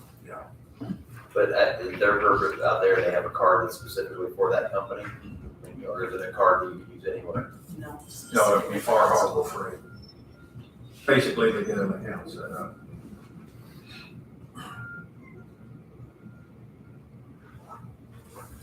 So is it an account where anybody can go in and say, I'll take a whatever, and then they bill us once a month? That's how you're saying it is, it's not necessarily just a credit card? Well, it would be a card so they could, they could get the account set up and use that card to bill it, but they would get it from our office. It's something that they're not carrying with them. Purchase would be approved before they go in and get it. Then I suppose for your purposes in your office, you'll need an itemized breakdown, receipts. Absolutely. And so your team would they go out and they buy gloves and batteries, whatever they buy. And they bring you a receipt and you turn in one claim at the end of the month. that comes in. What happens if guy loses a receipt? That too? What happens with what? You'd have to pay the difference. Like if a guy went out and bought $20 worth of something, he loses the receipt, you don't get it. I said, how that process You works. know, different than using the Amazon account now or anything else. They'd be responsible. You can't prove it, it's on you. I mean, I guess I don't have a problem with it other than unless it contradicts something in the handbook because I know we had problems with a lot of credit cards floating around at one time. If you don't have a problem with it, Sandy, for accounting purposes, I'm okay with it. And keeps track of all their stuff. Anybody over here have a problem with it? No problem. I'll move that we approve, the highway department opening a credit card or account with Harbor Freight with a credit limit of, does it have to have a credit limit? That's gonna be within the budget, right? What, $1,000? That's what I'm assuming. I don't know. $1,000, let's do that. If that doesn't work, we can talk about it again. So I'll move that we move forward that path. Second. Any other discussion? All in favor, say aye. Aye. Aye. Motion carries. Thank you. All right, we have the minutes from the September 19th meeting. I'll move that we approve. Second. Any other discussion or changes? All in favor, say aye. Aye. Aye. Motion carries. We have payroll. I'll move that we approve as presented. I'll second. Any other discussion? Any changes? All in favor, say aye. Aye. Aye. Motion carries. And then we have the claims. Voucher register. Anybody, I'll make a motion that we approve. Second. Any discussion or changes on those? All in favor, say aye. Aye. Aye. Motion carries. Okay. So I have a miscellaneous item I'll go through quickly. Here's a resolution I hope to request that we support. We can either do it today or do it at the next meeting. It's to go with the Operation Green Light for Veterans. The lights that are above the city here, the hanging lights will be green during this time period. We have a unit that we purchased that will project green upon the courthouse during this time period. And we will pass this resolution showing our gratitude for the men and women who serve in the armed forces. And there's many other things within this. But I'd like, Mr. Schneider has emailed us a version with signature line, I believe. And there was a correction or a question about the date. So Veterans Day this year is on November 11th. So on the second to last resolve, it said that we would declare this for the 7th through 11th. But the last one said the 7th would be the 13th. So I would change that we move it all to the 11th. And I would ask for unanimous support for the resolution if you're so inclined. So you changed the wording from what he gave? He sent something, the only thing we would change would be this part right here. Okay, because I copied what you gave. And Sandy, I'll send you the Word version. I formatted it here that I can send back to you. That'd be great, because I just copied what he gave. And I can So, have Marky print one. Actually, you did get it. well, when I printed this morning, I didn't have it. Right. So Mr. Schneider, only thing he has made different is he put resolution number on the top and 2022-14. then at the bottom it has the signature line. Anybody have any thoughts or on this? Okay. So what else? In line with what we discussed before. Yes. So I think it's a nice gesture. It's not much, but it's something. Hopefully it'll get people asking questions if we can keep pushing people towards our Veteran Service Office to get the earned benefits. So I'll move that we approve as corrected, with the date corrected. Will there be a signature copy? Yes, I was going to assume that we would approve it, and I was going to ask Mr. Schneider to print it over here. Okay. Any other discussion? All in favor, say aye. Aye. Motion carries. So we'll have that. Or do you have the ability to print over there? Or do I need to? I will, I'm sending it to Marky. Okay. Next, I'll just give a couple updates, of things I've been up to. CARES, DuBois County CARES had an open house. I think it was last week I stopped by there. They're in the old Fifth Street School building. Their entrance is from the back. Candy Neal is the director of DuBois County CARES, and I think their short version of their purpose is to empower youth to stay off of drugs and alcohol. And so they're doing some nice things down there. The plan is to move community corrections on the 11th. The question I have for our board is, what do we want to do with excess items such as desks, chairs, mirrors that would be hanging on the wall, and just miscellaneous things of value. I think my plan is to get with Wyatt once they do that move out, and we'll have probably a week between move out and destruction and demolition. And we're renting a 53-foot trailer, at least one for storage from Connor's Brothers, I believe is who they are. My go-by idea was just to put things in there that we thought would have value, and then we can make a determination if we want to sell, auction, give them away. And my goal would be, don't store anything that we're going to just trash in 6 months or a year anyway. We don't want to put maybe some stuff in there. But now that I'm saying this out loud, I guess we're going to have county property up there. And generally the process would be, we would have to have that list of those items brought before us, and we would have to make a determination if they are surplus or whatever. Should we make a motion ahead of time that we have the authority to throw away junk? For example, if we have a desk that's being held together by a file cabinet, and the file cabinet is getting taken to the back, now we've got a junk table, do I need to store that? Ask Mike to store that until we declare it junk? Or if something is obviously broken, Well, we have an inventory list somewhere, don't we? not everything's made the inventory list over the But years. if it's not on the inventory list, It should be on the inventory list. Most things should be on the list, I mean, major items. But I wouldn't think on our inventory list there would be bathroom mirrors. Or, I don't. you know, sinks, I don't know, if we want to salvage any of that stuff, that my point is, if it's not on the inventory list, then there's no problem, and it's junk, there's no problem throwing it away. I mean, it's like a brick in the wall, it's not on the inventory list, but that part of demolition, that gets thrown away. I don't know how that's part of the building. Yeah. That's, I think I would recommend having somebody come in and inventory it, have a sale, and then we have that inventory. And whoever's gonna sell it knows what has value and what doesn't. store things that might reasonably have value, and we'll make a list of, I think what I've asked them to do is, once everything that you're moving, because what they're gonna do now is they'll move up their whole office, put it in that back pot. What's left, we will go through and you will go through an inventory. Sure. And anything that has value that we want to proceed in a way, whether it's a sale or taking it to restore or whatever we do with it, we can handle that way. But things that have no value and we'd like to throw away right away or leave there for demolition, again, if it's on the inventory list, then we need to bring it in here and declare it surplus.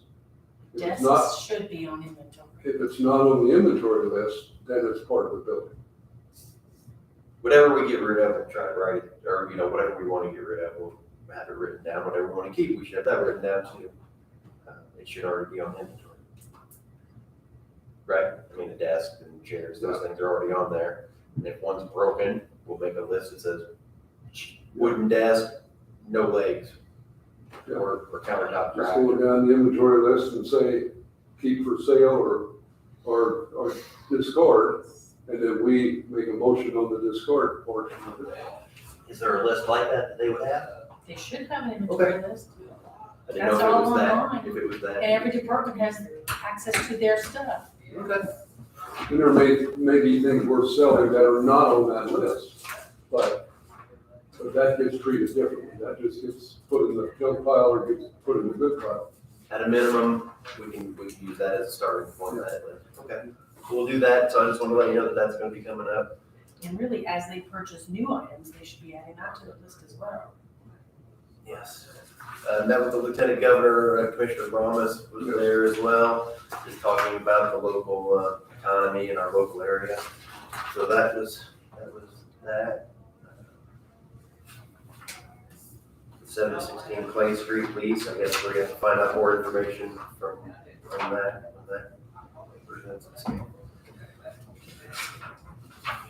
Mr. Schneider, do you want to talk about the drainage board issue, or should we have a drainage board meeting to discuss those things, or what are your thoughts? I'm happy to share. Again, there would be no action taken as this is not a meeting of the drainage board, but as you three make up the majority of the drainage board.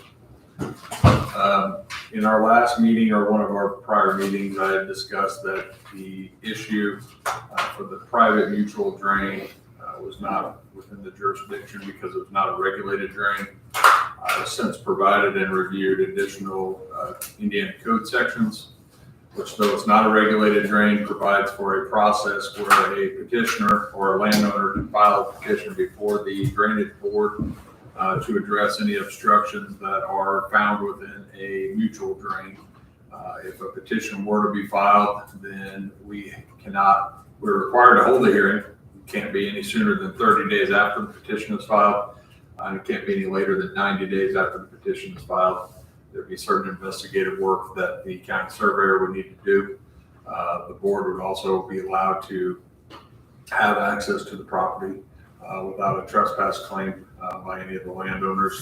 And that statute section also sets forth certain findings that the drainage board could make with regards to that obstruction. One being there is one, two, there is not one. So if there is one, then another finding could be how it came to be. If it was an intentional obstruction that was placed upon there by a landowner or by one of the respondents, then this board can allocate costs for removal of that, if removal is the best remedy for the situation, to the responsible party.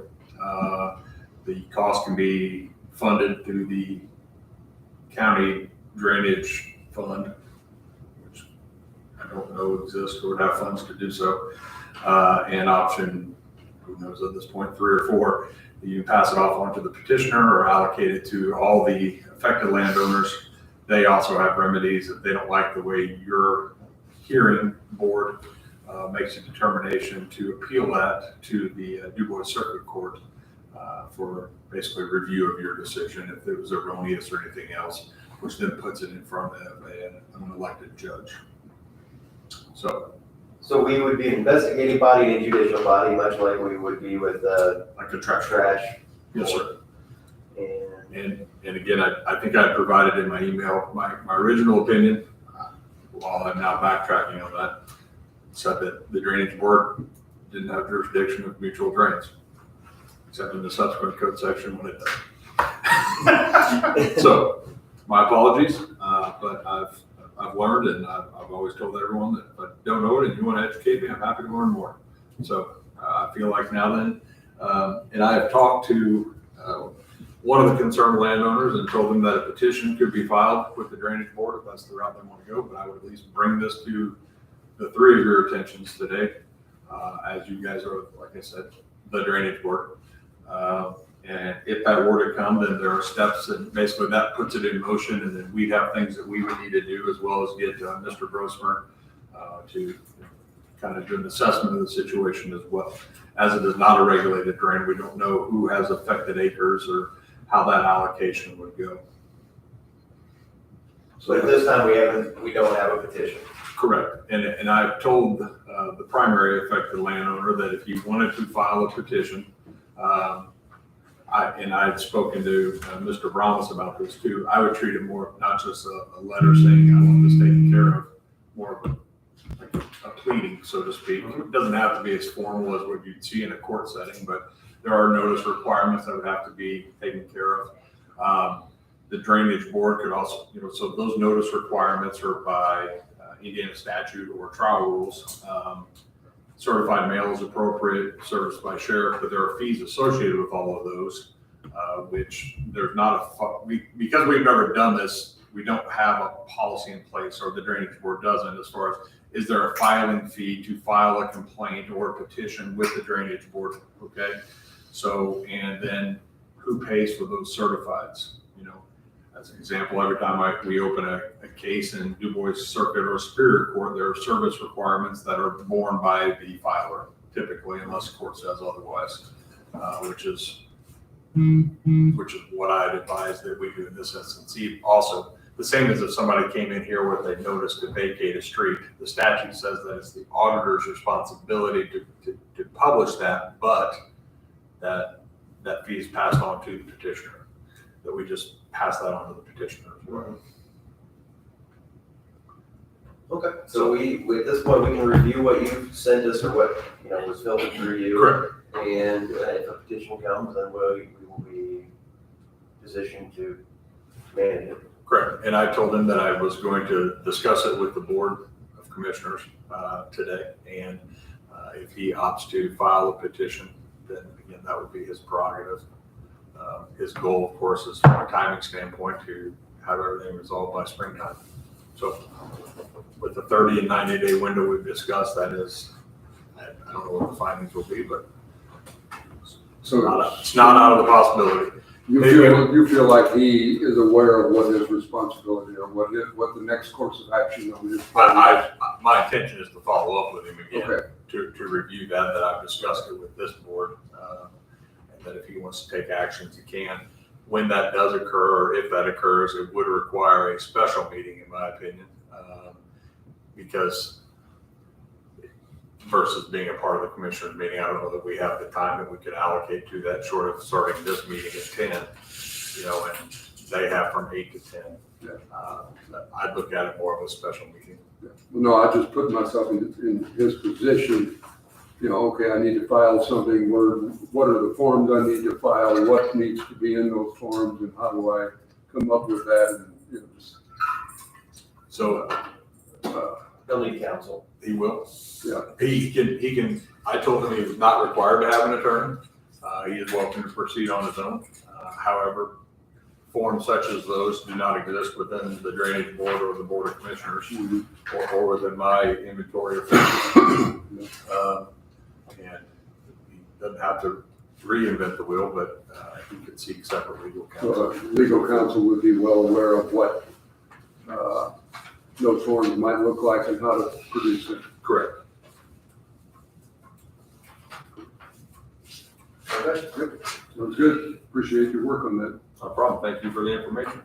Here's you boys kind of carries information if you want to review it. Otherwise, I'm just gonna leave it laying on the table downstairs for others to review. The only other thing that I had that I did recently is I participated in part of the Holly Joe mental health webinar they had last week.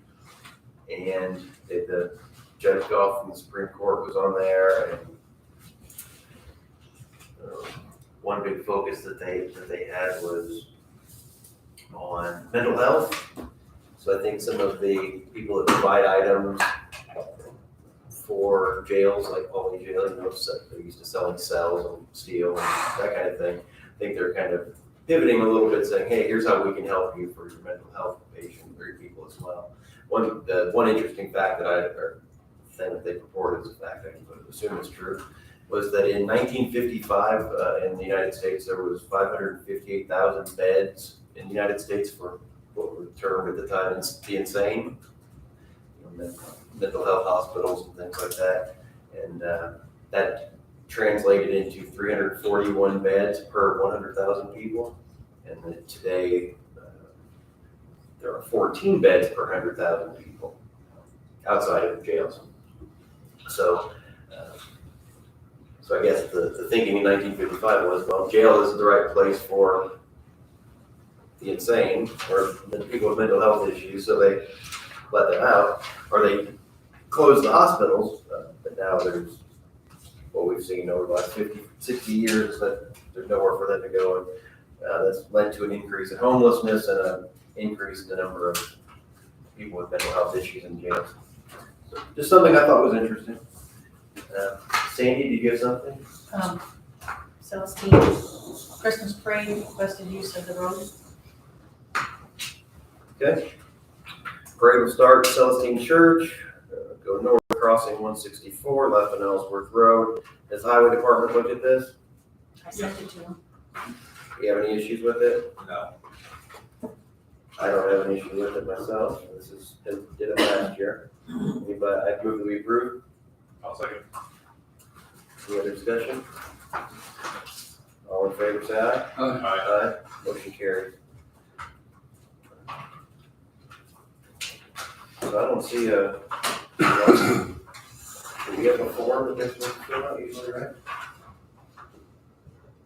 That's what she sent me, I don't know.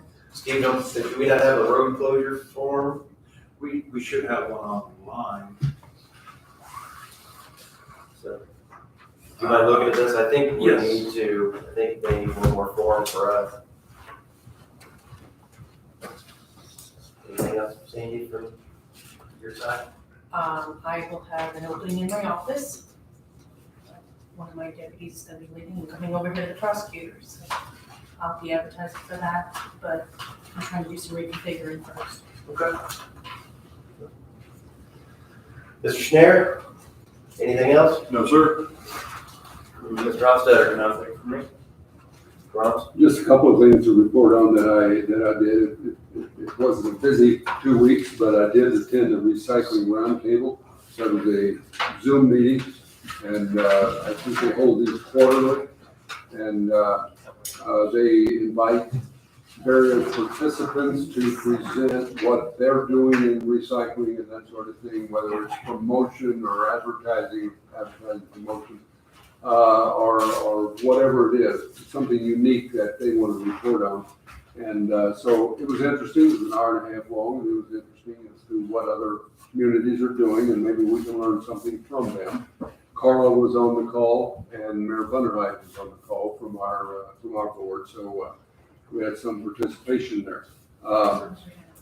Also, the Sustaining Hoosier Communities met, I think that was since our last meeting, out of VU, and presented their path forward and how they're going to proceed forward with projects throughout the community, and laid out the map that they've got and the projects that are on there, as well as the maybe half a dozen projects that they're going to start working on immediately. And we talked about that, I think, a little bit at the last meeting. They're going to start working on those immediately, as well as other projects that will come next year and so on. And my understanding is we can still present projects as far as that goes. If we've got something we think fits into that realm of possibility, we could still present projects. I know there was a big discussion on childcare at the meeting, because there's a group that's working on childcare that kind of blows out of the Du Bois Strong meeting. And if there's a roundtable discussing that, and when they saw childcare was on the Sustaining Hoosier Communities list, they thought, whoa, are we duplicating efforts here, and how can we come together and work together? So I think that's going to be a big part of the project. That's going to be a big project going forward with this organization as well.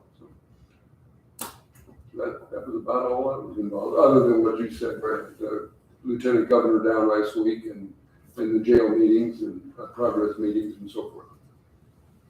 Good. Anybody in public comment? Okay. Seeing no other business, we'll close. Sorry. So the next meeting, I did have one, it makes no impact on closing the meeting already. I said that I'd report back. The bids are still under advisement until a later date, so that was it. Any more public comment, basically?